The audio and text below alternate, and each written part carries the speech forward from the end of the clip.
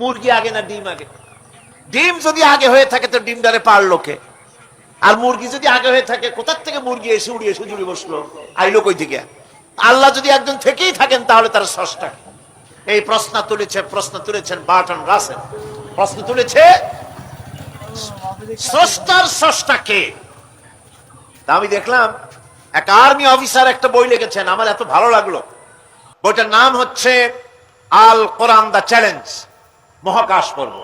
দারুণ লিখেছেন তিনি, আপনারা যদি পান খুঁজে নিয়ে পড়বেন। সে বইয়ের শেষ ভাগে গিয়ে তিনি এটার জবাব দিয়েছেন, স্রষ্টার স্রষ্টাকে তাই তুমি তালাশ করো, কানা চায় মানে কুজো চায় শীতই শুইতে। একটা লবণ কণার দৃষ্টান্ত তিনি দিয়েছেন। একটা লবণ কণা, একটি লবণ কণার ভিতরে যতগুলি মলিকুল থাকে, একটা লবণ কণার ভিতরে যতগুলি ক্যালাস থাকে, একটা লবণ কণার ভিতরে যতগুলি উপকরণ আর উপাদান থাকে, অর্থাৎ একটা লবণ কণা যত উপকরণ যত উপাদান ধারণ করে, তার ধারণ ক্ষমতা যতখানি, এতখানি জিনিস ধারণ করতে 1000 বার্টন রাসেলের মগজের দরকার।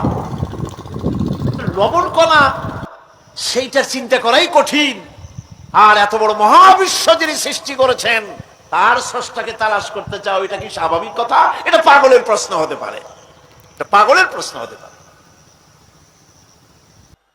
গ্যাগারিন টিটপ আর প্রথম মহাশূন্যচারী ছিল। গ্যাগারিন বেটা মহাশূন্য ঘুরি টুরি আসে কয় কি, কয় যে মুসলমানেরা যারে কয় আল্লাহ, হিন্দুরা যারে কয় ভগবান, খ্রিস্টানরা যারে কয় গড, মহাশূন্য এত ঘুরলাম, আল্লাহরেও দেখলাম না, ভগবানও দেখলাম। আজীব তামাশা। তুমি তো তোমার শরীরটাই দেখো না, তোমার শরীরটাই তো তুমি দেখতে পাও না। তোমার মাথার তালুটা কেমন তা কি দেখছো কখনো?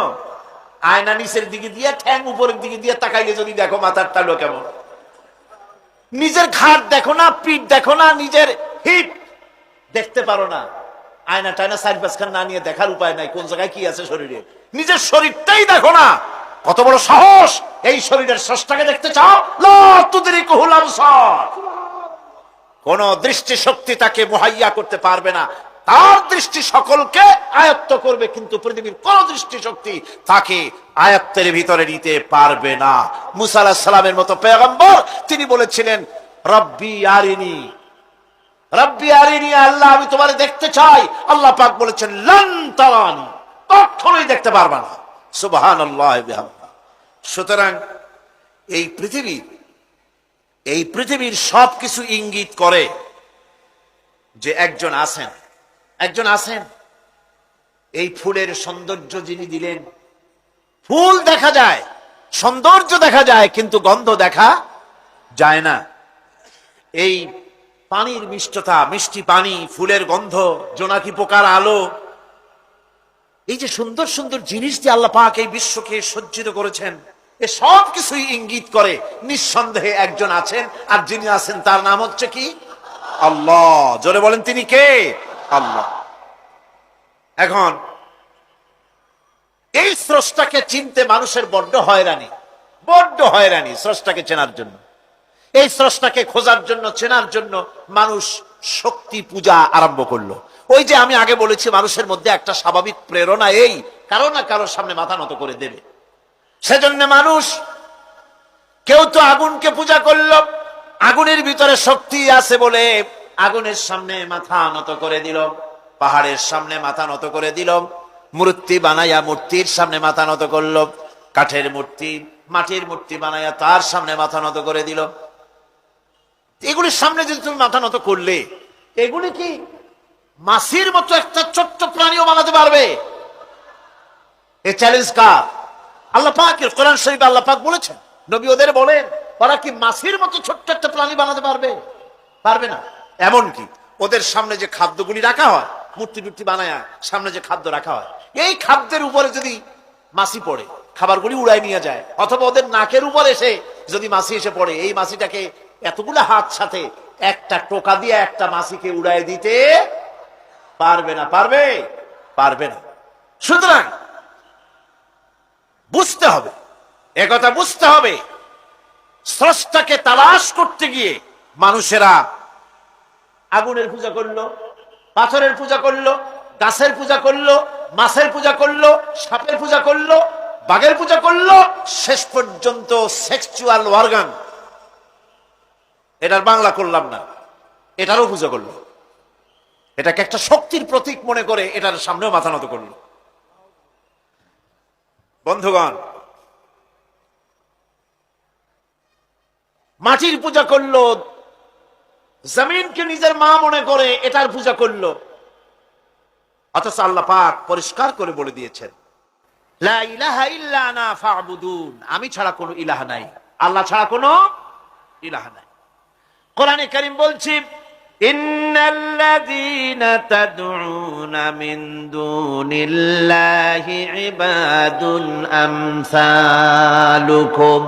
আল্লাহ পাক বলেন, আমাকে বাদ দিয়ে তোমরা যার সামনে মাথা নত করো, যার সামনে পূজা করো, অর্চনা করো, বন্দিগি করো, ওটা তোমার মতো আমার আরেকটি গোলাম। তুমি যেমন আমার গোলাম, ওটাও আমারই গোলাম। একটু জোরে সরে জিকির করেন, লা ইলাহা ইল্লাল্লাহ, লা ইলাহা ইল্লাল্লাহ, লা ইলাহা ইল্লাল্লাহ,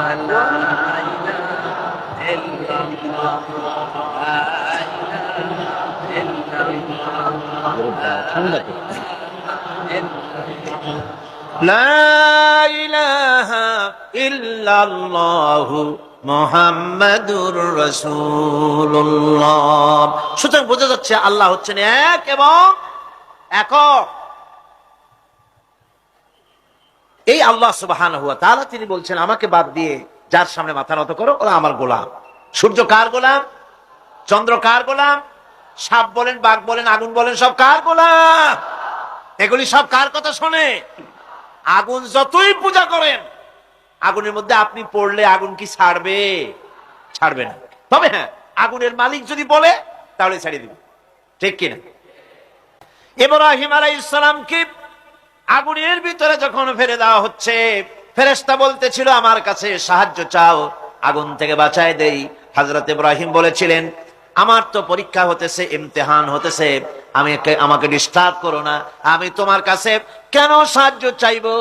আমি আগুনে পুড়লে পরে আমার মাবুদ, আমার খোদা, আমার আল্লাহ তিনি যদি খুশি হন, তাহলে আমার এমন আল্লাহকে খুশি করার জন্য 1000 বার পুড়তে রাজি আছি। তোমার কাছে কেন সাহায্য চাইবো? আমি তো অন্ধ, আল্লাহর ইবাদত করি না, যিনি আমার দুঃখ দুর্দশা নিজের চোখে না দেখেন। আগুনের মধ্যে পড়ে গেলেন। আল্লাহ পাক আগুনকে অর্ডার করে দিলেন, ইয়া নারু কুনি বারদাও ওয়া সালামান আলা ইব্রাহিম। আগুন, আমার ইব্রাহিমের জন্য ঠান্ডা হয়ে যা, শান্তিদায়ক ঠান্ডা হয়ে যা। তাহলে দেখা গেল আগুনের মালিক হচ্ছেন আল্লাহ পাক। আল্লাহ পাক আজও যদি কোনো পূজা করা রাখবে না আগুনের, আগুনের পূজা করা তো হারাম। আগুন হচ্ছে আল্লাহর গোলাম, আল্লাহর সৃষ্টি, এটা হচ্ছে মাখলুক, আল্লাহ হচ্ছেন খালিক। বিশ্ব কবি, কবি সম্রাট আল্লামা ডক্টর ইকবাল কি সুন্দর করে বলেছেন, আজ ভি হো জো ইব্রাহিম কা ইমা পয়দা, আজ ভি হো जो इब्राहिम का ईमान पैदा आकर सकती है एक अंदाज गुलिस्तान पैदा। ইব্রাহিমের ঈমান যদি আজও কোথাও হয় বিদ্যমান, করতে পারেন অগ্নিকুণ্ডে খুবসুরত এক গুলিস্তান। এখনো যদি ইব্রাহিমের ঈমান যদি কারো মধ্যে জাগ্রত হয় আর তাকে যদি আগুনে ভালানো হয়, সে আল্লাহ আজও আছেন না? নাই? আছে কিনা? আল্লাহু লা ইলাহা ইল্লা হুয়াল হাইয়ুল কাইয়্যুম। পড়েন সবাই, আল্লাহু লা ইলাহা ইল্লা হুয়াল হাইয়ুল কাইয়্যুম। তিনি সদা জাগ্রত, তিনি চিরঞ্জীব। সুতরাং মহান শক্তিধর আল্লাহ পাক, তার হচ্ছে সব গোলাম। তুমি গোলাম হইয়া আর এক গোলামের কাছে হাত পাতো, সে তোমারে কিচ্ছু দিতে পারবে না। আমি দৃষ্টান্ত দিতে গিয়ে বলি, একজন ভিক্ষুক সে যদি আর একজন ভিক্ষুকের কাছে গিয়ে বলে, ভাই আমারে 10টা টাকা দাও, সে 10 টাকা পাবে কই? সারাদিন খয়রাত করিয়া পাইছে মোটে 5 টাকা, তোমার তো 10 টাকা দিতে পারবে না, ও ভিক্ষুক তুমিও ভিক্ষুক। সুতরাং গোটা বিশ্ববাসী হচ্ছে আল্লাহ পাকের কাছে ভিক্ষুক। সবগুলি কি ভিক্ষুক। প্রধানমন্ত্রী হোক, প্রেসিডেন্ট হোক, প্রধান সেনাপতি হোক, আল্লাহ পাকের দরবারে এগুলি কিচ্ছুই না, গোলাম। এগুলি সব কি গোলাম আর গোলাম। সুতরাং মাথা নত করা যাবে না কারো সামনে। এই প্রকৃতি, এই নেচার শেখাচ্ছে একজন আছেন, সেটাকে বুঝতে হবে। বোঝার জন্য আল্লাহ কি দিয়েছেন? কি বোঝার জন্য আল্লাহ পাক মানুষকে ব্রেন দিয়েছেন, বিবেক দিয়েছেন। শোনার জন্য কান দিয়েছে, দেখার জন্য চোখ দিয়েছে। আল্লাহ পাক বলছেন, লাহুম কুলুবুন লা ইয়াফকাহুনা বিহা ওয়া লাহুম আয়ুনুন লা ইউবসিরুনা বিহা ওয়া লাহুম আযানুন লা ইয়াসমাউনা বিহা উলাইকা কাল আনআম বাল হুম আযাল উলাইকা হুমুল গাফিলুন। আমি যাদেরকে কান দিয়েছিলাম, কলব দিয়েছিলাম, বিবেক দিয়েছিলাম, বিবেক দিয়ে সব বুঝলো, কিন্তু আমারে বুঝলো না। বিবেক দিয়া সব বুঝলো, বিবেক দিয়া সমস্ত জিনিস, নিজের স্বার্থের জিনিসগুলি বুঝলো, কিন্তু আল্লাহকে বুঝলো না। কান দিয়েছিলাম শোনার জন্য, গান শুনলো, বাজে কথা শুনলো, সব শুনলো, কিন্তু হকের দাওয়াত তার কানের মধ্যে ঢুকলো না। হক বুঝলো না, হক শুনলো না, হক দেখলো না, সত্যকে চিনতে পারলো না। আল্লাহ পাক বলেন, উলাইকা কাল আনআম, এরা হলো চতুষ্পদ জানোয়ার, জানোয়ার পশু।